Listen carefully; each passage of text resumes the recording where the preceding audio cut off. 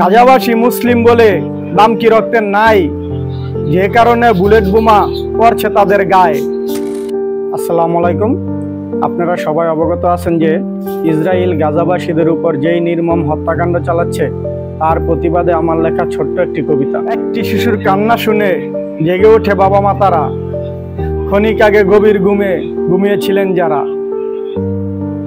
লাখো ফিলিস্তিনি মৃত্যু যন্ত্রণায় কাঁদছে যখন তারা, বিশ্ববাসী ঘুমিয়ে আছেন, জাগবে নাকি তারা। গাজাবাসী মুসলিম বলে দাম কি রক্তের নাই, যে কারণে বুলেট বোমা পড়ছে তাদের গায়ে। ইসরায়েল সেনারা করতেছে কি, মানছে না দিন রাত, আশ্রয় কেন্দ্রে মারছে বোমা, শিশু পড়ছে না বাদ। ভাই হারিয়ে কাঁদছে বোন, মেয়ে হারিয়ে মা, বলতে গেলে কান্না আসে, ইসরায়েল করলো যা। মানবতা আজ পড়ছে ঢাকা কালো চাদরের তলে, লাখো ফিলিস্তিনি লাশ হয়ে আজ যাচ্ছে পদতলে। ক্ষমা করো গাজাবাসী, আমি মুসলিম তাই, কিছুই করতে পারিনি আমি হয়ে তোমার ভাই।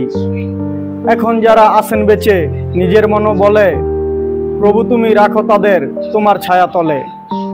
তুমি ছাড়া নেই তো কেউ, সবাই তাদের পর, তুমি রক্ষা করো হে প্রভু প্রথম কেবলাগর। কবিতাটা যদি আপনাদের ভালো লেগে থাকে তাহলে শেয়ার করে সবার মাঝে ছড়িয়ে দিন।